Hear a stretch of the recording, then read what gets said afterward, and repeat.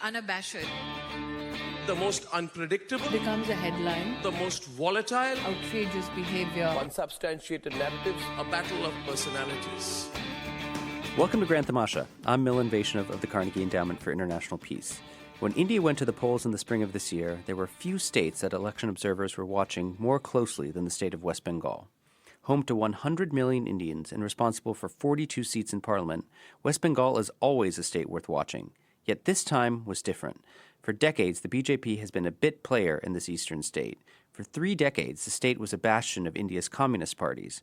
And since 2011, the state has been dominated by Mamata Banerjee and the Trinamool Congress, a popular Bengali regional party. And yet, in 2019, the BJP did the unthinkable. It won 18 of Bengal's seats, earning a stunning 40% of the vote. And it did so despite having a minimal party organization on the ground. This summer, I sat down with Shoaib Daniyal of the Indian digital news site scroll.in. During the election, Shoaib did some of the most interesting and most illuminating reporting on the electoral battle in Bengal. Here's our conversation from the Hindustan Times studio in New Delhi from this July. Shoaib, thanks for coming on the show. Hi, Milan. Thanks for having me. So during the general election campaign, you did what I thought was some of the most insightful, most illuminating reporting on West Bengal for Scroll.in. It's an electorally crucial state. I think we all know that. It's the 4th largest in the Indian Union by population. I don't think it's an exaggeration to say that there is not a single state in India right now whose internal politics, internal dynamics are probably being more closely watched than West Bengal. I want to start off, though, by kind of rewinding the clock a little bit before we get to 2019, because I think you need to understand the past and what's happened in the state's politics to understand kind of the present political moment.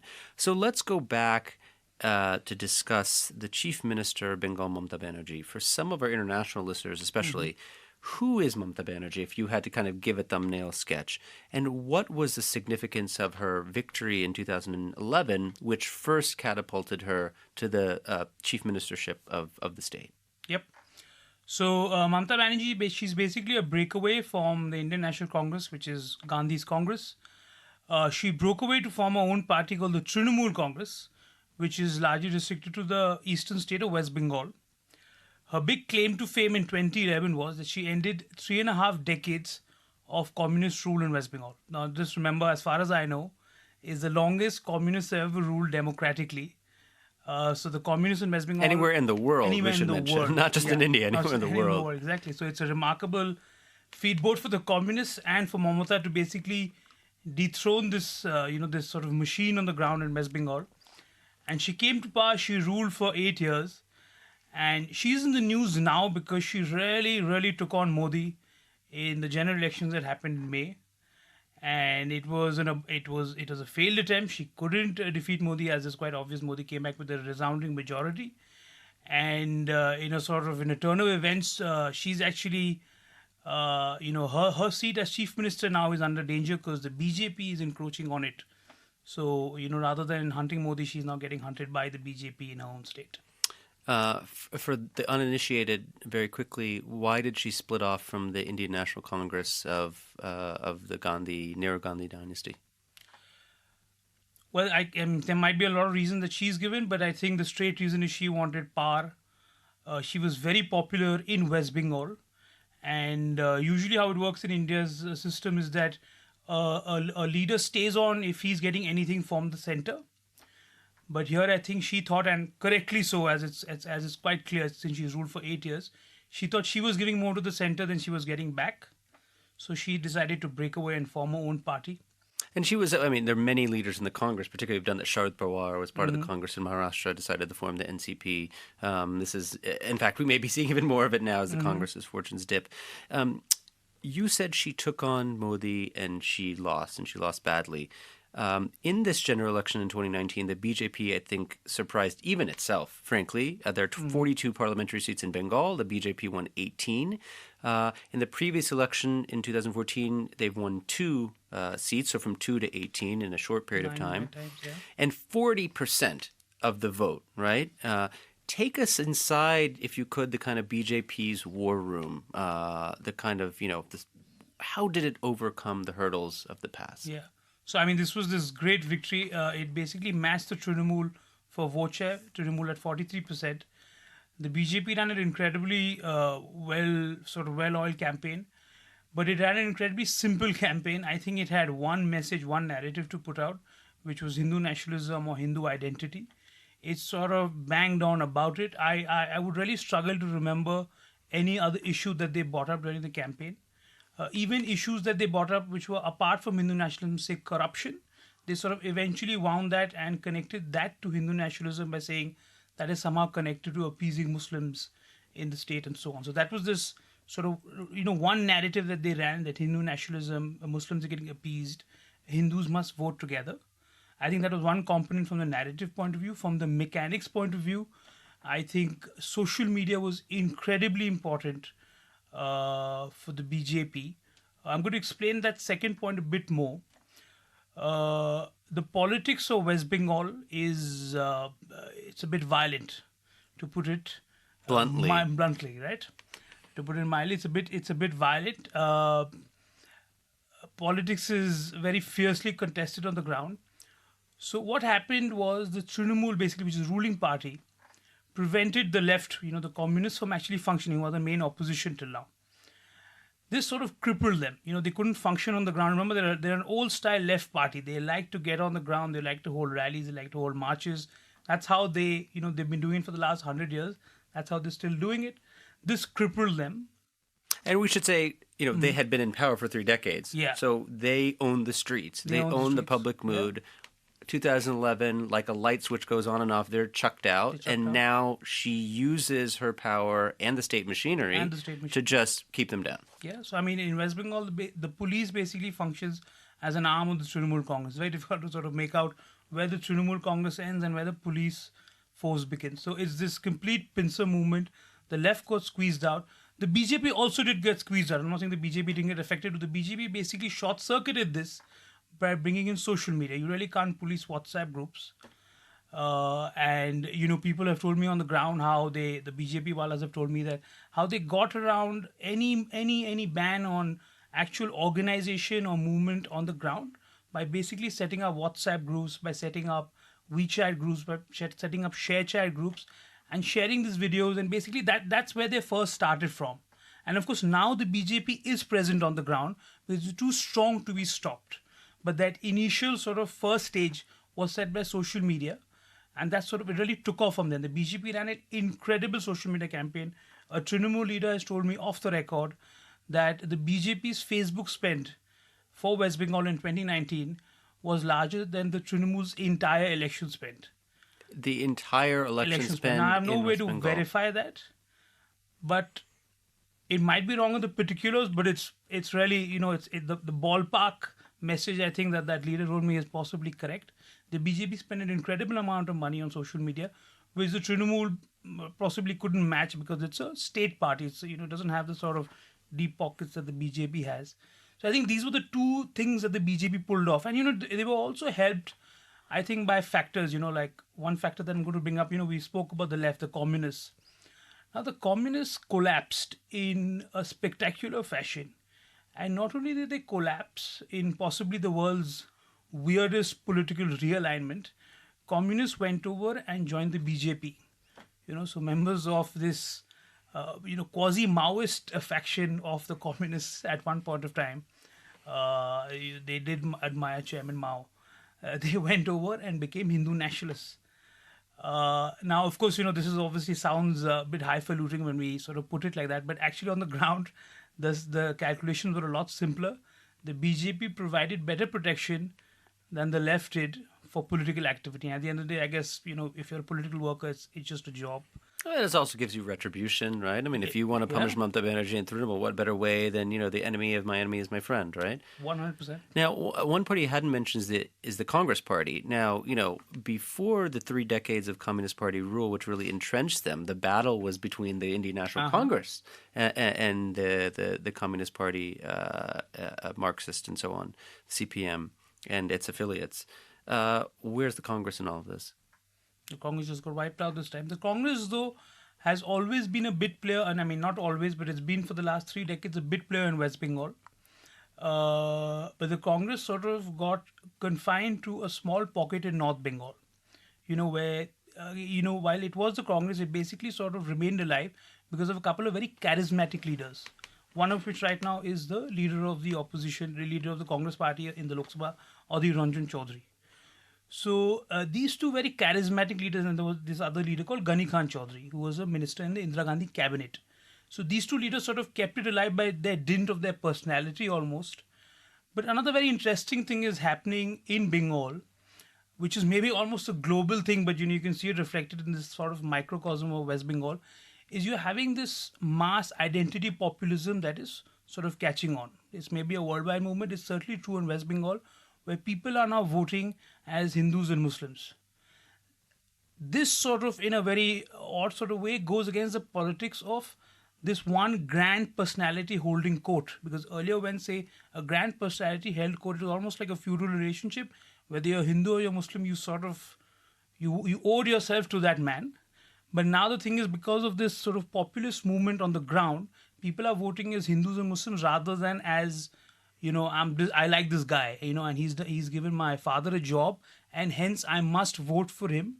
This sort of feudal, quasi-feudal patronage network is sort of broken down, because while it is feudal and it's sort of messed up in its own way, it's sort of also non-denominational. It's sort of based on patronage. If my father's got a job, my father's got a job. It doesn't matter whether he's Hindu or Muslim, what caste he is or whatever. I owe my sort of good life to this guy, so I'm going to be with him. But that sort of network is broken down because now my father's got a job, and say he's a Muslim and the other guy's a Hindu, so that's sort of, It doesn't work the same way. It doesn't work the same way. Yeah. So I want to touch upon something you just mentioned on social media, if I can go back for a second. Mm-hmm. This is something that comes up in nearly every analysis of the BJP's strong performance in West Bengal. I just want to quote some media reports that I've read. The BJP in West Bengal created and monitored as many as 55,000 WhatsApp groups to win over voters in the state. The state unit's Facebook and Twitter accounts received 220 million engagements and 4 million impressions, respectively, in the 2 months, just the 2 months leading up to the election. So if I'm interpreting what you're saying right, Shoaib, is that the social media output, as it were, the organization of the party, was a substitute for having a well-oiled campaign machinery. Is that too strong of a statement? It wasn't a substitute, but it made up what the BJP lacked on the ground. I would say it's a 50-50 thing. So the BJP did have some ground presence. So I'll give you an example. For example, Calcutta has this huge park in the middle of Calcutta. It's called the Maidan. To be a who's who in West Bengal politics, you've got to fill that park up, right? And that park could fill maybe 1 million people. It's huge, right? When Mr. Modi, who's the Prime Minister, came to that park on April the 3rd, he basically filled up a third of that park, right? By any standard, that was a disaster, right? Even now, the left, even though it's on its last legs, it can still fill up that park. It can still do it. It's almost a reflex. The left could fill up that park, but Mr. Modi couldn't. And usually that would be a red flag in Bengali politics, but it wasn't, because it doesn't. Now with WhatsApp, you don't need to be in that park to be a BJP supporter. You could trend something on Twitter. You could circulate a Mamata meme with her dressed in the Muslim way, and to show that she's pro-Muslim and anti-Hindu. So I would say initially BJP was only social media, but they sort of made it a 50-50 thing in the end. But if there was no social media, the BJP would have lost badly, because when I saw that park, and I was like, he couldn't fill 2,000 a park. So I was like, either everybody is sort of predicting this incorrectly, and the BJP is going to sort of hit the ground, or Bengali politics as we know it has changed, and now it's clear that it's the latter that happened. The West Bengal left politics of hitting the ground, of controlling the streets, this 1920s sort of politics it's gone. But it's kind of a twist to the usual story, right? Because oftentimes people who are creating a ruckus on social media, you say, well, yeah, but that's just like in the airwaves, on the ground, there's not much there. Here, if you just went by the ground of who came to the Maidan, you might assume that you might win another 2 seats like they did in 2014. But in fact, the reality was much different. Yeah. A political analyst typically don't talk about Bengal politics in terms of caste in the way that every report about Uttar Pradesh will start out with. In this constituency, there are 1 lakh Yadav, 50,000 Muslims, so-and-so, Bhumihar, so on. But you've written that caste, in fact, was central to the BJP's rise in the state. And I just want to quote something that you wrote, and we'll link to this on the show page.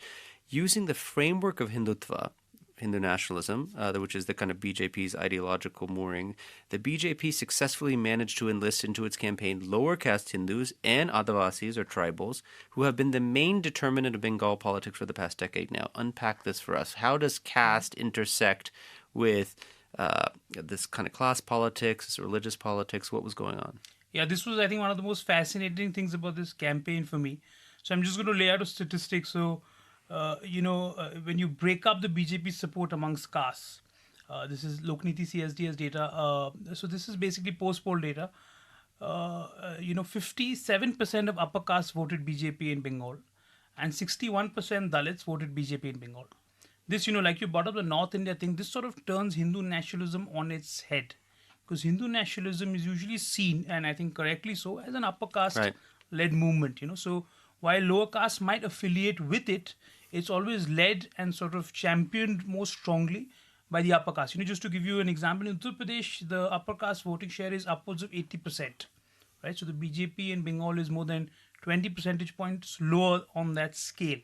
Well, not only that, the Dalit vote is bigger. Is bigger. So a Dalit is more of a representative BJP voter in West Bengal than a Brahmin is, which really, from the context of Indian politics, is a mind-blowing. It might be a total outlier in that sense, right? It's a 100% outlier. So how the BJP actually did that is very interesting. I still think while there are significant differences in the way caste works in North India and West Bengal castes are not politically actuated. They don't mobilize politically as those castes. Well, of course, they exist socially and religiously. What the BJP sort of did is it built this scaffolding, it built this framework of Hindutva, which allowed basically these lower castes who were too small to do anything on their own to sort of associate with Hindutva and be this Hindu whole and, adopt this Hindu identity. This actually is not actually only specific to West Bengal. They've done this very well throughout North India, where they got, has been well analyzed. They've got these smaller castes to associate with them. In West Bengal, it was an absolute runaway success for a number of reasons. One is because when the BJP brought up a charge of appeasement, the Muslim minorities being appeased, the Muslims in West Bengal are almost 30% of the population. Now remember, what does this appeasement mean? On the ground, when you're fighting for resources, very often it's the Dalit or the OBC or the lower caste Hindu who's directly fighting with the Muslim. It's never really the upper caste Hindu. So in that sense, that appeasement charge wasn't just something in the air. It was actually a real economic fight for resources. And usually, you've got a winner on your hand if you have a political issue which is both economic and emotional. I just think if the two intersect, which it sort of did here in some ways, you're hitting it out of the park there. So that is one thing. Secondly, what I found very interesting in the BJP's campaign was, and this is this is how historical maybe Indian or West Bengal politics is.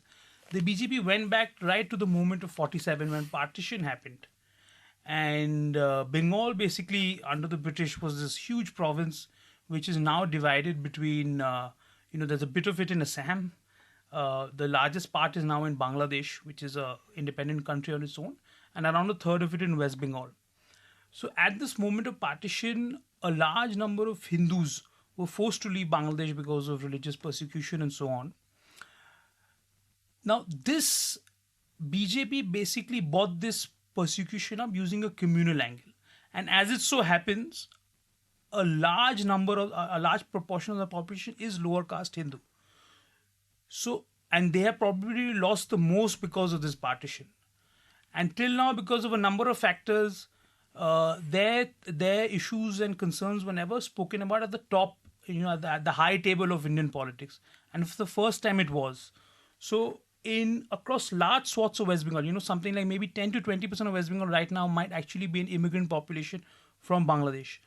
So these people who had never been represented in, say, politics or culture, this was this incredible outpouring of support. So, I mean, BJP leaders on the ground, local leaders have always told me that the East Bengali population, which is, the older name of Bangladesh, was almost a sure shot BJP vote bank, almost in the way Muslims were a Trinamool sort of vote bank. So I think these two intersected very well to produce the BJP's Dalit vote bank. Now remember, I'm going to stress on this fact, there is actually still no great political Dalit identity in West Bengal. They are only associating with Hindutva. They're sort of federating with Hindutva. But as individual castes, they really have no political agency. It's only due to Hindutva that they've got enlisted into this larger political role. And I would also draw a very interesting parallel with the Trinamool. The Trinamool is almost a middle sort of lost link between the left and the BJP in this Dalitization. So again, the left, while it was, on paper it was a communist party, but its leadership was almost completely taken from the upper caste, educated classes, which is maybe true for communist movements around the world, but it certainly was true for Bengal. The Trinamool has actually taken it a step further where, the district leadership of the Trinamool are often, not what in Bengali would be called Bhadralok. They wouldn't be gentlemen, right, in every sense of the term, right? They are often local toughs.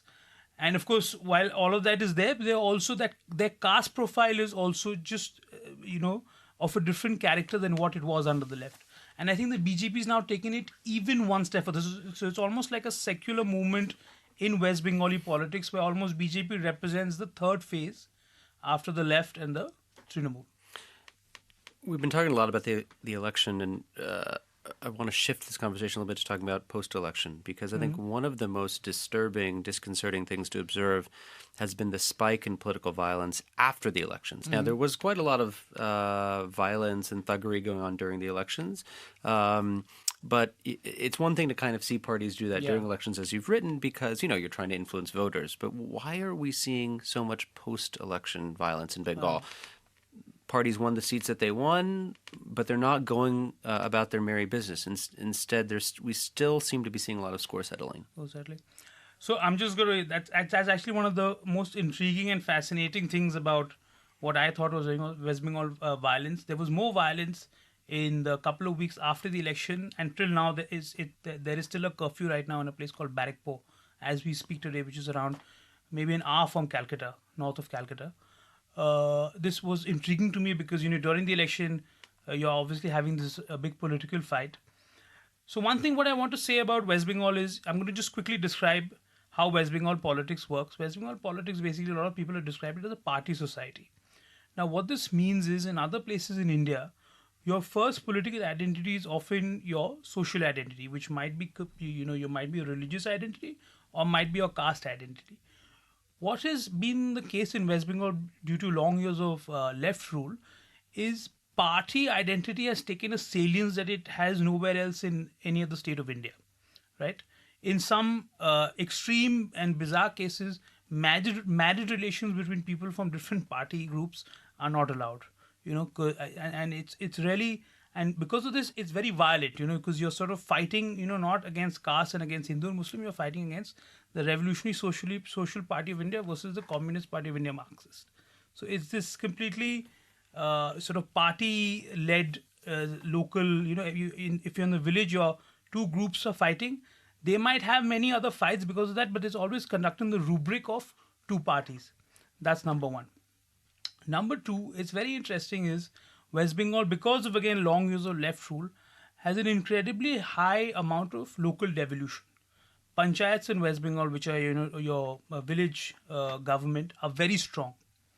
The third thing is, under the Trinamool for the last 7 years, remember, Trinamool is a party, it's a ideological party. The Trinamool has only one ideology, which is remain in power, unlike the communists or the BJP, who have an ideology over and above just retaining power.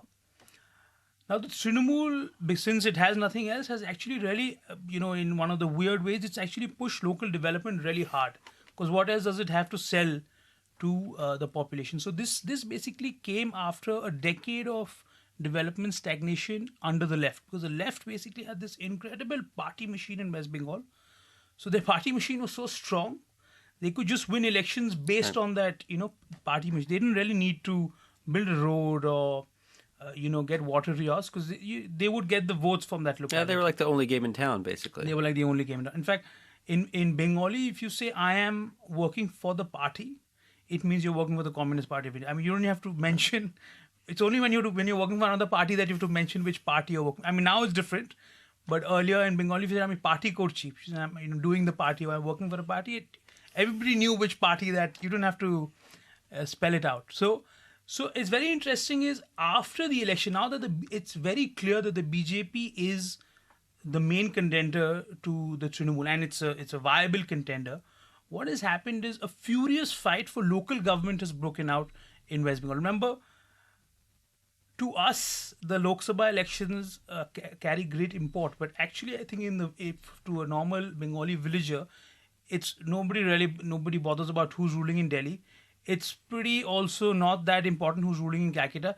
It's who is controlling your local panchayat because that's controlling your housing scheme is controlling. That's controlling your 100 days of work. It's controlling a lot of elements in your life. It's controlling whether you'll get your house subsidy, whether you'll get your education subsidy. That's a very important determiner in your day-to-day life.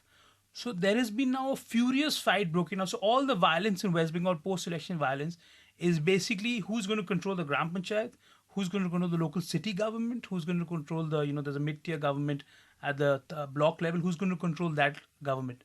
And because the Trinamool has really pushed this incredible amount of development, and remember the development is the money is all being channeled through the panchayats, right? So there's a big prize at stake to controlling the panchayat because there's a lot of corruption money to be made, and you can really win an election at the state level then if you have control of the panchayats after that, because you can get those votes in for people grateful that you've got them these goods. And the most recent panchayat elections, I think it's worth pointing out, were incredibly violent, incredibly corrupt. There were credible allegations of all kinds of fraud. The BJP emerged as the second biggest party, I believe, if I'm not mistaken, in terms of the number of... But by a long distance to the Trinamool, because it was a completely rigged election. Right. But, I mean, with these Lok Sabha results now, they have cemented their position, it seems, as the principal number 2 party in the state. We know from your reporting that Mamata Banerjee, the Trinamool, are clearly on the back foot as the state looks ahead to assembly elections, which are due in 2021. I think it's safe to say that, the BJP kind of smells blood in the water, right? And so they're going to just go hammer and tongs at trying to uproot Mamata 2 years from now. Mamata, of course, this is an interactive, dynamic game, right? She's not going to stand still and just roll over and let them come in. She's preparing her own side for a furious battle. You wrote an interesting piece a couple of weeks ago in which you said to counteract Hindu nationalism, Mamata Banerjee is embracing an aggressive form of Bengali subnationalism. Do you think, in your estimation, this could be the kind of antidote or the secret sauce, to counter a rising BJP? Okay, so I'm going to first give you the answers and explain why. I think the chances of it being able to counter Hindutva or Hindu nationalism are pretty small. Now, the thing is, so like I was telling you, the Trinamool basically has no ideology of its own. I like to call the Trinamool a reactive populist party. If anybody basically makes a group and that group makes a demand of the government just fulfills that demand. That's the way the Trinamool works. So if any caste or any community group makes a coherent group and says, I'm going to give you a block of votes, in return you're going to give me these great roads, the Trinamool government says, yes, that's a great idea, we're going to do it. And that's how the Trinamool government has do it yourself sort of government. You just make it along as you go, and that's how the Trinamool works. But that sort of works great because the Trinamool was the only game in town for the longest time. The left was sort of on the run.